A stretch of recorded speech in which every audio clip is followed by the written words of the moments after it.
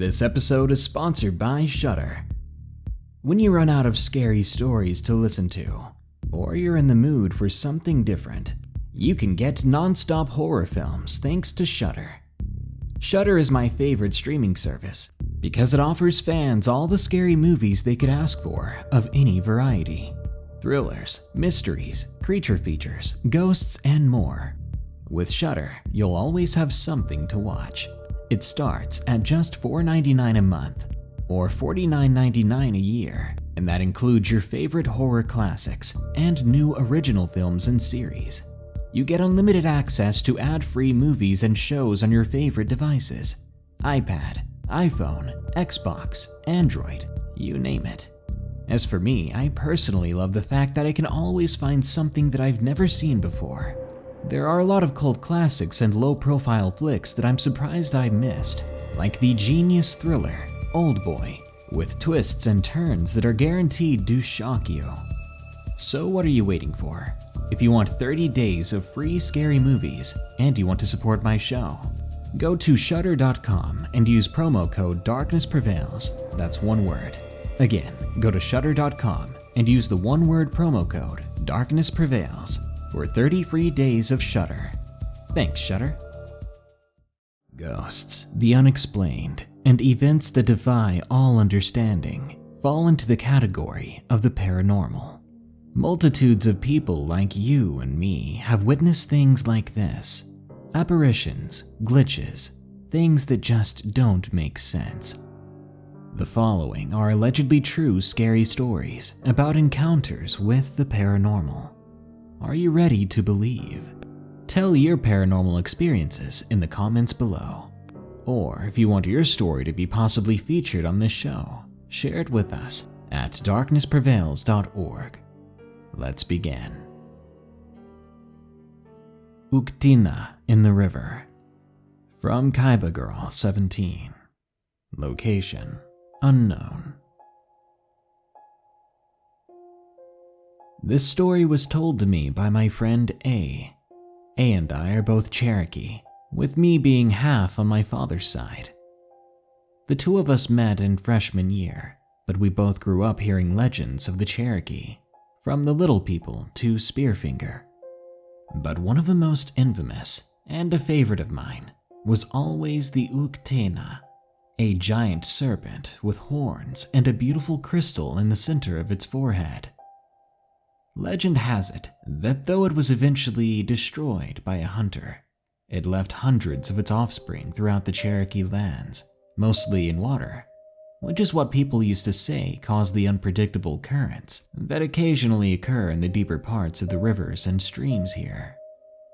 But A always said she believed it was just a story to scare kids into staying in shallow water. Cautious and paranoid from an early age, I disagreed. I've swam in deep water since I was a toddler and never saw any giant snakes, but I still believed. One afternoon in junior year, A and I were talking together with another friend of ours, and somehow the topic got back to the Uktena, and A suddenly looked uncomfortable. "What's wrong?" I asked. "Do you remember your uncle used to say the currents in the river by the beach were caused by Uktena's offspring?"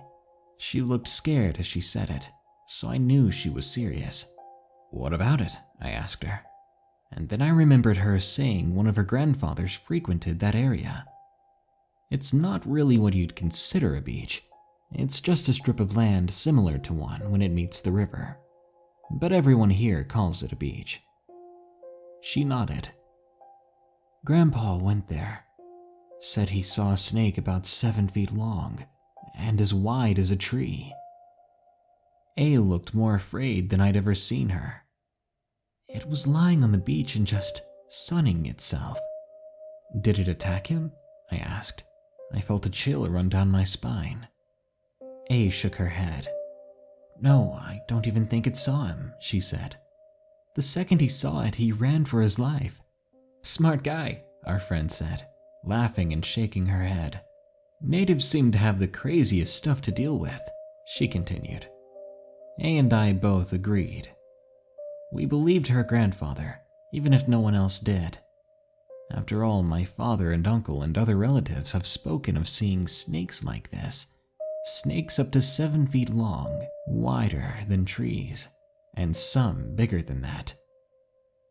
I still love swimming in deep water, but the moment I feel something brush against my legs, whenever I'm near the beach or water, I head straight for the shore. I don't fear snakes, but I don't want to risk being eaten alive by the Uktena. Creepy window encounters. From Jon G. Location unknown. As far back as I can remember, I've always had this feeling where I just knew something bad was going to happen, or at the very least, whether something I was about to do would have more of a bad or good impact on my life. I guess it was intuition. Of course, I didn't always focus on such things like right versus wrong, since growing up, I liked to have fun and experience new things that life had to offer. When it came to thrills, though, such as exploring graveyards at night, or sleeping over at a haunted building, I have and still am very cautious. I learned rather quickly that some things shouldn't be tampered with, and are best left alone. However, what do you do when someone or something comes looking for you instead? Growing up, I may have been somewhat rebellious because of reasons and had all sorts of adventures, but when I entered my room, that was supposed to be it for the day. Relaxation, time to do homework that I was putting off or get ready for bed. Put simply, my room was my safe haven, the place I could unwind and relax or vent my troubles away. It was the climax of any adventure I'd gone through that day, and despite the occasional nightmare or creepy bug, my room is where I felt safest. But on an occasion, my family moved into a new house. The moment we entered, I knew I wouldn't like it. It felt like you were being watched, and there were these 3 weird carvings into the wooden walls of the center of the house that looked like bullheads, and the 3, when connected, formed a triangle.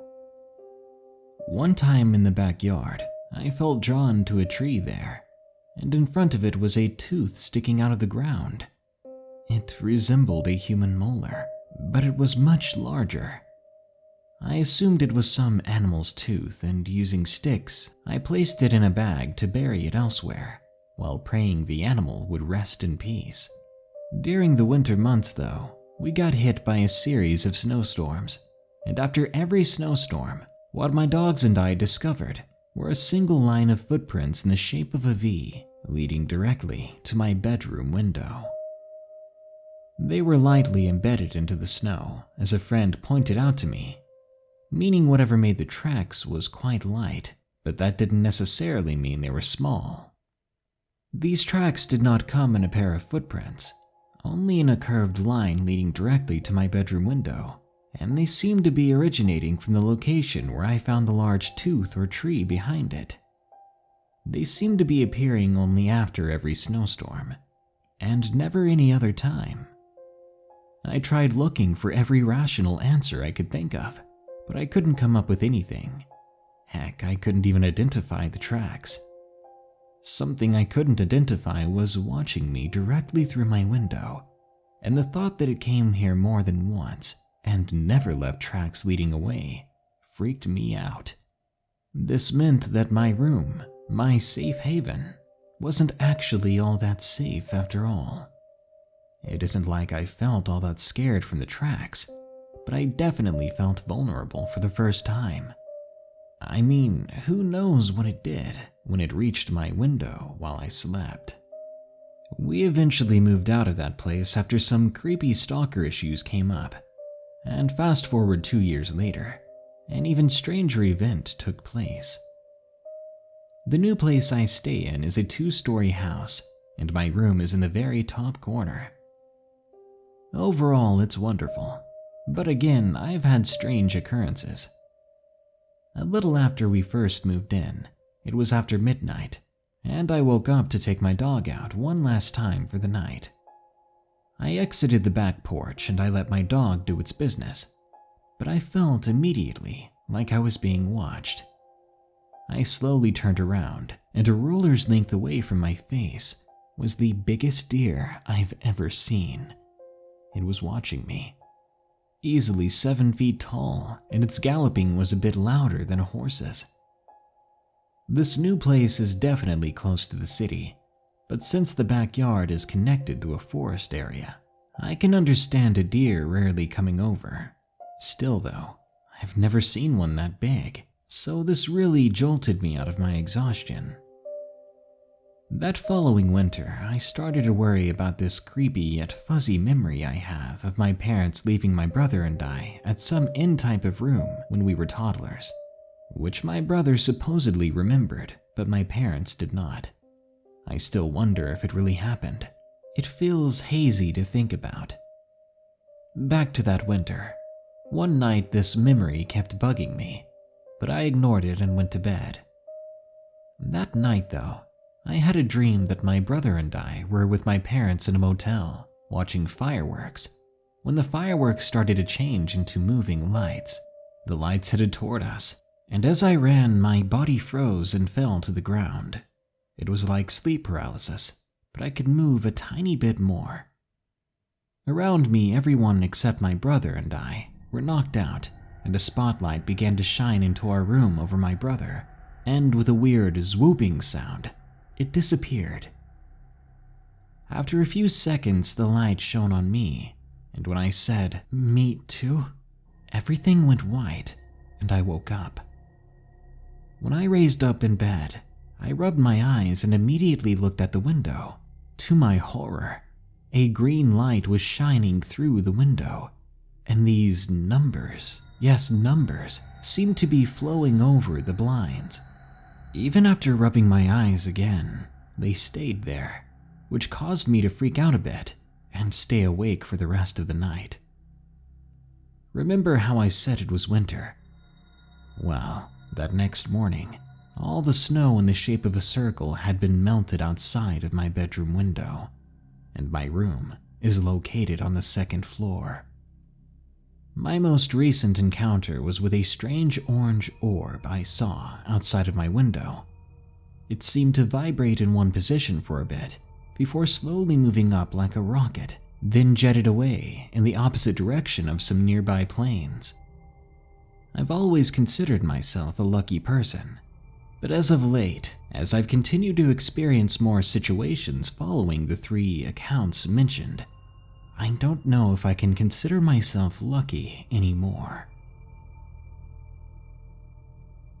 The Room at the End, from Outlander. Location unknown. This happened around 2005 when I was in my late 20s. I had been working with a friend of mine off and on since 1999 at his father's cabinet shop, which was located behind his dad's house. My friend still lived at home, so I would come over sometimes and stay the night so we could get an early start. The house had 4 bedrooms, his father and stepmother's room, his stepbrother's room, and a spare room that had a bed and a TV. That's where they also stored old antique stuff, like small tables, children's rocking chairs, an old dollhouse which was really creepy looking, an old clown doll, and other dolls. The room with the antiques was at the end of the hall right next to his stepbrother's room, but he was often gone to his girlfriend's. Every time I came over, they told me you can stay in the spare room. I would just say that's fine, preferring to sleep on the floor in my friend's room because, to be honest, that room creeped me out, and I didn't want to tell them. But eventually I gave in and started sleeping in that room, but I'd always keep the TV on with the volume on mute. Now, I'm not afraid of the dark, but like I said, I got a creepy vibe from that room. The first few times I slept in there passed by without incident, but I could never shake the feeling that I was always being watched in there. One night, however, I was lying there with the TV on, trying to get some sleep. It takes me some time to shut down, and the TV kind of helps. I kept feeling like a fly was landing on my nose and my eyelid and in my ear, but no matter how much I swatted at it, the thing persisted. until I was finally fed up and I made a loud grunting noise in frustration. As soon as I did, I heard a little girl giggling, followed immediately by an older man with a deep voice saying, "Hush, be quiet." Needless to say, I immediately jumped up, left the room, and slept on the lazy boy in the living room that night. The following day, I told everyone about my experience, and because of previous stories I told them, I was accused of bringing something into their house. I told them that I hadn't had any such experiences in the last couple of years. Whatever it was here already. Eventually, they got themselves a large warehouse building to run their business out of, and the times of me coming over to stay the night became fewer and fewer, but I continued to work with them. 2 or 3 years had passed since I last stayed the night in that house. I had stopped by for a visit with his stepmother, who was taking care of 2 children that belonged to one of their relatives. The children had to stay with them for a while, and they were sleeping in that guest room that I stayed in. So I'm sitting there just chatting when his stepmother started telling me about how one night he was telling the boy and his younger sister to brush their teeth and go to bed. The little boy was reluctant and said that he did not want to. When asked why, he simply said, because the little girl and old man will not leave him alone. After hearing this, I was quickly reminded of the incident and refreshed her memory of it. We both sat quietly for a moment in disbelief. I have not been back to that house in a long time and no longer work for them. I sometimes wonder if the little girl and the old man are still there. The Little Hand, from Jaie D. Location unknown. This story was told to me by my father only once, shortly after it happened. He was sharing it in a room full of adults, and I was 5 at the time, clearly not meant to hear it. I have since asked him about it, and he claimed to have no idea what I was talking about. In the summer of 1992, Burger King ran a campaign offering inflatable toys with Disney characters, Figaro and Cleo, on them. I remember that my brother and I had one, and then one day it was just gone. I didn't understand why, until I heard my father tell this story. He would work during the night and come home very late. He was standing in our dark kitchen one night making himself some dinner and a drink. According to him, our inflatable Figaro toy was sitting high up on top of a cabinet. To this day, I have no idea why it would have been way up there, or how it even got up there, since it was a highly unusual place to find anything of ours. Anyway, what happened next seems so innocent, but the thought of it chills me to the bone. My father said a small hand appeared out of the darkness at about a child's height. He said it pointed up toward the toy that sat on top of the cabinet. He asked, "Do you want that?" As if nodding in response, he said the little hand bobbed up and down. He then took the toy down from the cabinet, gave it to the little hand, and watched it retreat into the darkness. I have no idea what to make of this story, to be honest. It kind of makes me sad to think of who or what this paranormal child might have been. Perhaps he or she just wanted a toy to play with. Ghost on Route 52, from Scarlet 13. Location: Red River, New Mexico. This happened to me many years ago, but it's quite true. I was 17 years old and my best friend at the time invited me to go to Red River, New Mexico during the summer with her parents. The idea was to drive there and stay for a week, hiking and exploring and just hanging out. After a long trip from Texas and listening to her parents' Infinite Eagles playlist, we finally arrived. It turned out that her parents both had colds and they were tired from the drive. They decided to turn in early, so my friend and I decided to go explore the town. It was close to happy hour, So, being teenagers, we ended up at the local pub drinking White Russians using her dad's credit card. Yeah, we were underage, but that place didn't seem to care. We met a group of young people from Red River and ended up having a few drinks with them. They eventually left, and we decided we were up for something more adventurous. We called an older friend who was living in Taos at the time to see if he wanted to meet up. He was headed out to dinner with some friends and invited us to meet him there. He told us that Red River is only about 35 miles from Taos, which is roughly a 40-minute drive, so it didn't seem like much. Now, I don't really know what was going through our teenage minds trying to act older than we were, but I do remember that after the initial rush of the idea, I became extremely reluctant. After all, this would imply my friend taking her parents' car without their permission. Because, let's face it, any parent in their right mind would never let their 17-year-old drive to another town in the middle of the night, especially after some drinks. After some heated debate, we decided to go back to the hotel and check on her parents before deciding. Sure enough, they were both sound asleep, and from the looks of it, in spite of their colds, they had had a few whiskeys as well. That was the clincher, so my friend took the keys and promised we would only be gone for a while. It was still pretty early in the evening, so I rationalized it in my mind and conceded.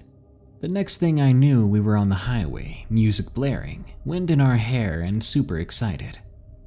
We made it to Taos with no problems and met up with our friend, and had a great time. But around 11 p.m. I insisted that we had to get back, as it was getting pretty late for us to be driving alone on a dark highway. We hadn't had anything to drink for a while, so we were good to go. Now, Route 522 from Taos is a pretty flat, straight shot to Cuesta, where you have to take a right on Highway 38, and then it's a partly straight and partly winding road back to Red River. This is where things started to go wrong. The highway was unlit, so the only light was from the partly clouded moon, our car lights, and literally just 2 or 3 cars that passed us on our way there. We were having fun and talking about our adventure, when we both noticed that we had been driving straight for way too long.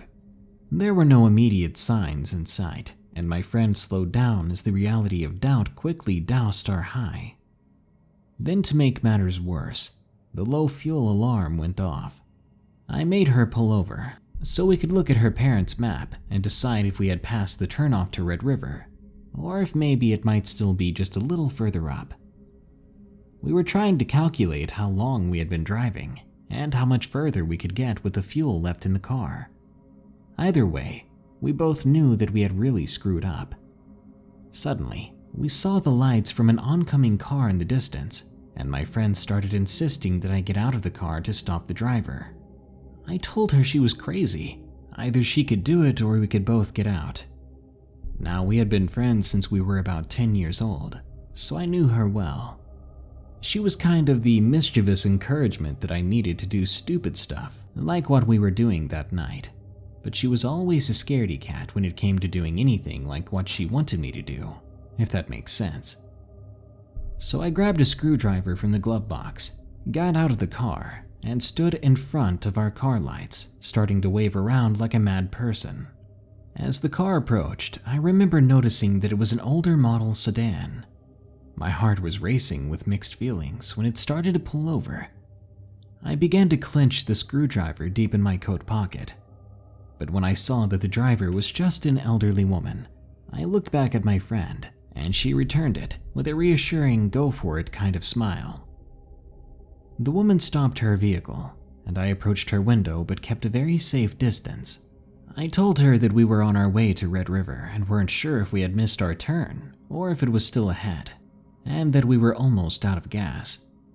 She told me that it was a few miles behind us, that once we got back on Highway 38 to town that we could probably get the security guard at Molly Mine to give us a little gas from the pump if we didn't think we would make it. I didn't know what Molly Mine was, and didn't even notice it on our way to Taos. But then again, we weren't exactly looking for anything else at the time either. She said she was the owner of the mine's wife and told me her name. Now, to be quite honest, I don't recall her name anymore, but that doesn't matter. I thanked her a lot, and she drove off down the highway. I got back in the car and we turned around and drove slowly to save gas. When we saw the exit, we took the left turn with measured relief. The fuel light was indicating that we would only get another 7 or 8 miles and Red River was 13 miles away. We kept looking for Molly Mine, or a gas station that maybe we hadn't noticed on our way, but saw nothing. We drove in heavy silence, praying that the car would make it just a little further, and then it started to lurch, and we knew we were doomed. The car came to a full stop, and my friend was barely able to pull safely over to the side of the road. We exchanged looks of dread, and she started whining about how her parents were going to end her. I remember telling her that was the least of our worries. It was after midnight, and we were alone on a pitch-black mountain highway 5 miles out of town. I grabbed the screwdriver again, and we abandoned the car. We tried not to bicker as we walked into the cold night air, but when we weren't talking, the silence around us was terrifying, deafening. Suddenly, we hear a car and turn to see a van coming around the bend behind us. We didn't know if we should hide or run the risk to see who it was. Either way, it didn't matter. The driver had already seen us and flicked the car lights to acknowledge that he was there and coming to a stop. We were like petrified deer staring at the headlights. The lights then dimmed and the van door opened, but we didn't or couldn't move. Then someone called out to us. They knew our names. It was the group of people that we had met earlier that evening at the local pub. I'd never felt so relieved in my life. We thanked them dearly and told them that we needed to get some gas. They assured us that we would not be able to get gas or a way back to the car until dawn. We knew we were totally busted, but somehow that didn't seem so bad anymore. We jumped in the van, and as we were driving back to town, we excitedly told them our story. But when I came to the part about stopping the owner of Molly Mine's wife on the highway, and her comment about getting gas from the pump at the mine, they all went quiet and exchanged glances. I looked at my friend and she asked them what happened. I insisted with my story and even mentioned the woman's name, and with that, they all freaked out. We demanded that they explain what was going on, and finally, one of the group told us that that part of the mine where there used to be a pump hadn't been open or active for years. And worse yet, the owner's wife had perished in a car crash on Route 522 several years ago. The paranormal surrounds us, but with mankind's limited perception, we may never truly understand it. That's why we call it the paranormal, after all. Luckily, or rather unfortunately, sometimes the paranormal reveals itself to us, whether we're ready or not. Here come the nightmares. Good night. If you enjoyed this episode of Darkness Prevails, be sure to like, share, comment, and subscribe. If you want your story to be featured on the show, you can submit it to us at darknessprevails.org/submit. If you want to support the show, go to patreon.com/darknessprevails. Or if you'd like to browse our merchandise, go to teespring.com/stores/darknessprevails. Or if you're on YouTube, it's as easy as clicking the shop button below this video. Thank you. Now, as usual, here are my 5 favorite early comments from the previous video about 6 lost in the woods scary stories. XDlan Ratseg says, I'm going to get lost in the woods. Bye. Well, be sure to come back. You don't want to miss more scary stories, do you? Bramble Chaser says, well, at least I have this considering the screwed up Super Bowl halftime show. Oh boy, what did I miss? I didn't even see the Super Bowl this year. Looks like I got some YouTube searching to do. Landon Wilson says, basement stories next. That's a great idea. Now tell us, Landon, what is in your basement? Jasmine Gonzalez says, I'm lost in the comments. No worries, I found you. Now we can go to the woods together and never come back. And Jawa says, do the creepiest night sleeping in the car. That's a really good idea too. A lot of us have been there at one point. Plus, it's always a creepy experience. Well, that brings us to the end of this episode of Darkness Prevails. But don't you worry, more scary stories are on the way soon, so stay tuned. Until next time, here are the credits to my amazing patrons who continue to donate.